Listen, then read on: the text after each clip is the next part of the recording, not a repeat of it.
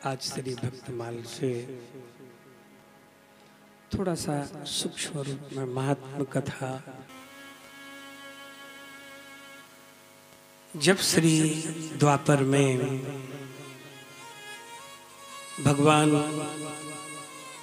कृष्ण की माधुर्य लीला चल रही थी ब्रजमंडल में, दोपहर को समय भयो, सारे सका कहवे लगे, कन्हैया दादा मुझे भूख लग रही है, अब चल यमुना किनारे सब बछड़ान जो है ना वो नेक जुगाली करके जल पी लेंगे और हमहू दोपहर की बेला में अपनी छाछ को पाए लेंगे। सभी ग्वाल बाल कन्हैया को लेकर के बा यमुना के किनारे पहुंच गए। भैया ब्रजभाषा अच्छी लगे, ब्रजभाषा समझ में आ रही है।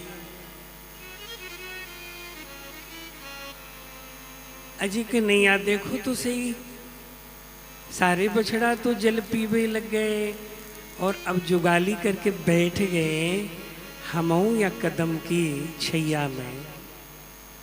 आज से 40 साल पहले ब्रज में बड़ी जगह जगह कदम की छाएं थी और भाई जी और हम लोग जब गहबर वन में बैठ जाते थे तो रात के 10 बजे बैठते थे तो सुबह 4 बजे मंगलई आरती करते थे।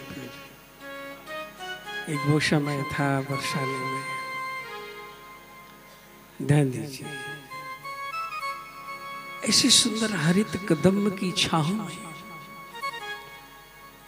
जिसके ऊपर नंद नंदन के दर्शन करने के लिए देवता भी अपने रूप को छुपाए करके और पंछी बन करके स्वागतम वो महाभागा, पधारो प्रभु। कदम्ब के नीचे यमुना का जल उच्छलित हो रहा है, कल कल करते हुए नाद कर रहा है और नाद करते हुए लाल जी की बंसी के सुर में ला रहे हैं। मंद मंद सुगंध पवन की झोंकों से जगृत हो रहा है। मध्याह्न की बेला में नंद नंदन श्री श्याम सुंदर सखाओं को लेकर के कदम के नीचे खड़े हैं। क्या सुंदर रूप है उनका। बरहा पीड़म नटभर बपू कर्णयो कर्णिका, विभ्रद वासाय कनक कपिसं वैजयंतीम क्षमाला, रंधान वेणु दृष्टदया पूर्णयन गोप वृंद वृंदारणम सुपदरमणम प्रापुषदति। क्या बात। हाथ में आंवले का, मिर्ची का, अदरक का, आम का अचार खुसा हुआ है। उसके ऊपर भात है, भात के ऊपर दही है, दही के ऊपर केसर मंडित है। जब प्रभु ने देखा केसर का रंग कैसे होता है,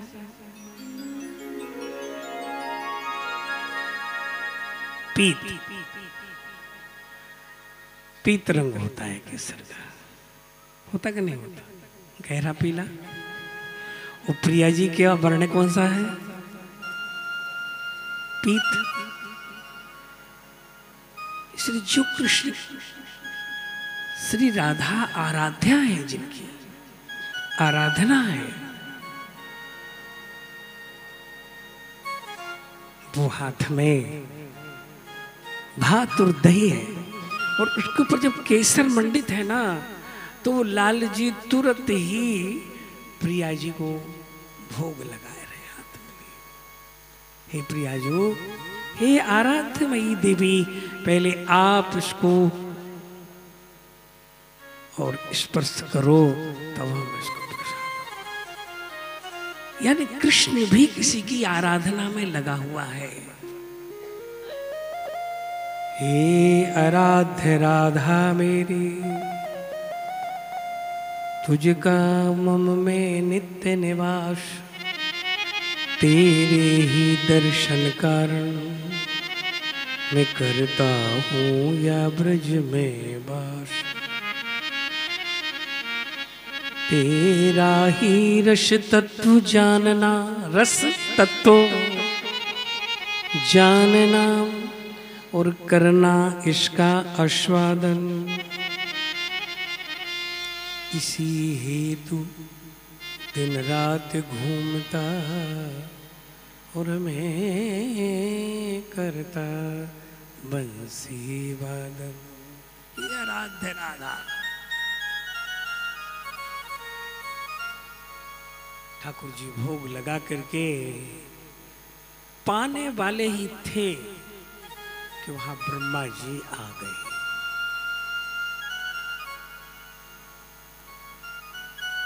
ब्रह्मा जी ने कहा कि ये परब्रह्म कैसा है, जिसको कहते हैं सच्चिदानंद रूपाय विश्वोत्पत्त्यादि हेतवे तापत्रय विनाशाय श्री कृष्णाय वयम। ये वो श्री कृष्ण है क्या? नहीं। तो भागवत का पहला ही स्कंद का पहला ही अध्याय का और पहला श्लोक है जन्माद्यश्यतोन्वयादि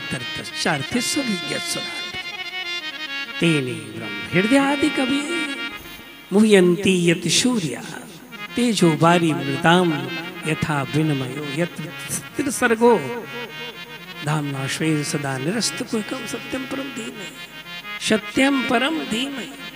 परंतु मुह्यन्ते यानी ब्रह्मा भी भगवान की लीला को देख के मोहित हो जाते हैं और मोहित हो गए। ये परब्रह्म नहीं हो सकता है। क्यों? भाई जी ने एक जगह दिया है, बीच पदों के अंदर उसकी कड़ी को हम ले लेते हैं, बड़ा सुंदर भाव दिया है। ग्वाल बाल संग यमुना के तट, छुड़ा छुड़ा कर खावे मोहन, छुड़ा छुड़ा कर खावे मोहन, प्रेम भाव सो ही लिपटा के और पड़ जाए बाके कोहन। दो अरे भैया मैंने लड्डू आधो खाई लियो, अब आधो मेरे मुंह में से क्यों छुड़ावे तू? देख सुन मनसुखा, मैं तुझे एक बात कहूँ ना, मेरी मैया तो बड़े सुंदर मीठे लड्डू बनावे, पर तेरी मैया ये कैसे बनावे नमकीन, मुँह को यूं अच्छे लगे हैं? दे दे भैया दे दे। ना ना मैं अपनों को झूठो दूंगा तो है कोई काका है वो? अरे तू तो ऐसी बातें ही बना तो रहेगो, कन्हैया बोलो तड़ाक बाकी उंगली में डाल करके आधो लड्डू चुका।